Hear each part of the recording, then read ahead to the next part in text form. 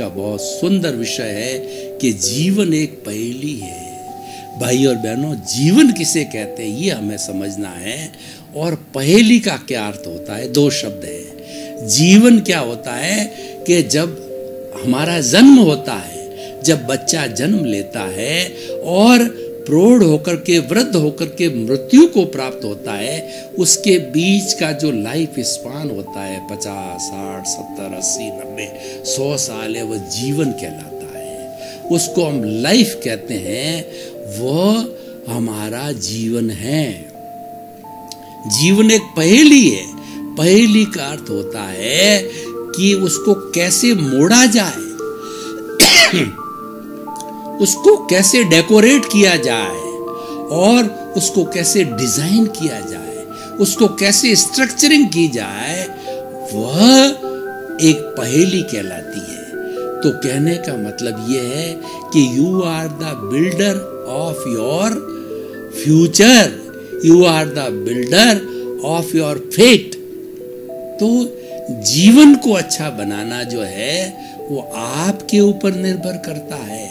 हम आपको दिशा दे सकते हैं, हम आपको सूत्र दे सकते हैं और उस पहेली को बुझा सकते हैं। हमारा जीवन जिसको कि एक क्या समाधान है उसका, हम एक आपको परमानेंट समाधान दे सकते हैं। लेकिन उस परमानेंट समाधान के रास्ते पर चलना वो तो आपका कार्य है। क्योंकि ऐसा कहा जाता है, अपने मरे बिना स्वर्ग नहीं मिलता है। मुझे अगर स्वर्ग में जाना है तो पहले मरना पड़ेगा, मरने पर ही स्वर्ग मिलता है। तो इसीलिए क्या है, आप अगर अपना सुधार करना चाहते हो वो आपको ही करना पड़ेगा।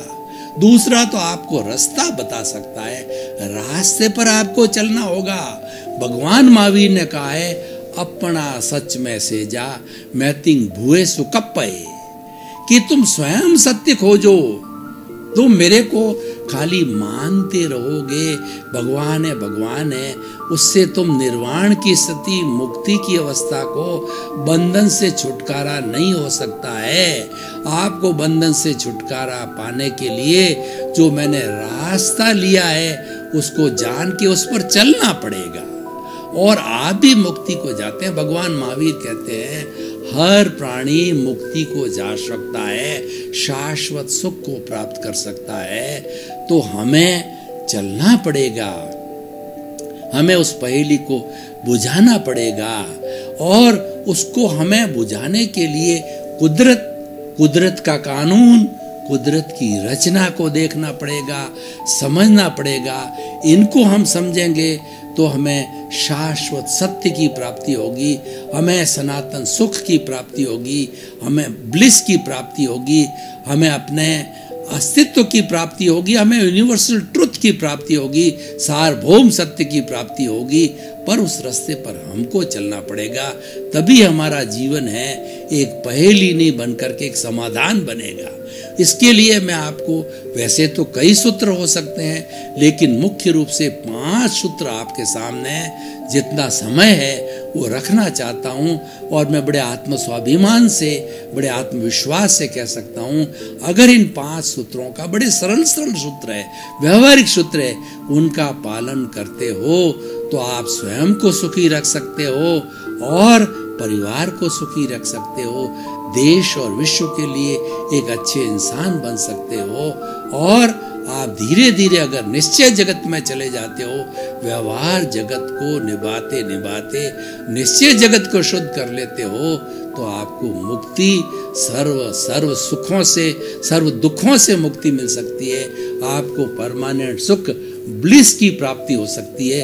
क्योंकि जो हमारा अस्तित्व है, हमारी जो शुद्ध आत्मा जो हमारे भीतर विराजमान है, जो मैं बुला रही है, जो ये मैं बोल रहा हूँ, वो आत्मा के जरिए बोल रहा हूँ, उसकी हाजिरी है तो मैं बोल पाता हूँ, नहीं तो राम नाम सत्य तो मुर्दा है। व्यक्ति मुर्दा होने के बाद उसको जला दिया जाता है। उसका अस्तित्व तभी है जबकि उसमें चेतना है, जबकि उसके अंदर आत्मा है। तो 5 सूत्र में पहला सूत्र है भावक क्रिया। बहुत बड़ा सुंदर सूत्र है। ये व्यवहार को भी शुद्ध करता है, निश्चय को भी शुद्ध करता है और ये मुक्ति तक ले जाता है। भावक क्रिया का मत है हमेशा वर्तमान में जीना। क्या होता है, हम अपना बहुत सा लंबा जीवन जो है या तो भूत में बिता देते हैं, तो भूत की जो है स्मृति करते रहते हैं या भविष्य की कल्पना करते रहते हैं। लेकिन हमें भूत भविष्य वर्तमान तीनों को साथ लेके चलना है। लेकिन क्वेश्चन ये है कि जब हमको आवश्यकता हो तब आप भूत में जाइए, भविष्य में जाइए और पुनः कुछ क्षणों के अंदर उसके चिंतन को लेकर के वर्तमान में आ जाइए, क्योंकि वर्तमान का क्षण ही उपयोगी क्षण है और यही काम करने का क्षण है। तो इसीलिए किसी बहुत ही विद्वान ने ठीक ही कहा है कि काल करे सो आज कर और आज करे सो अब, पल में प्रलय होएगी बहुरी करेगा कब। यानी जो कुछ जो है तुम्हारे को कल करना आज कर डालो। आज का मतलब प्रेजेंट में रहो, वर्तमान के अंदर रहो। Yesterday has gone away, tomorrow never exist, the movement of the present is with you to do something. ये भावक क्रिया है। हर काम करो वो वर्तमान में जी करके करो। वर्तमान में जी के कैसे करें? खाने के समय खाना, पीने के समय पीना। हमारा ध्यान, हमारा भाव, हमारा चिंतन खाने के समय में खाने में, पीने के समय पीने में, खेलने के समय खेलने में, प्रवचन देते समय ध्यान उसमें रहना। जो एक्टिविटीज आप कर रहे हो मन से, वचन से, काया से, उसमें ही रहो, उसमें ही प्रेजेंट रहो, उसमें ही दद्द चित्त रहो और उसमें ही खोए हुए रहो।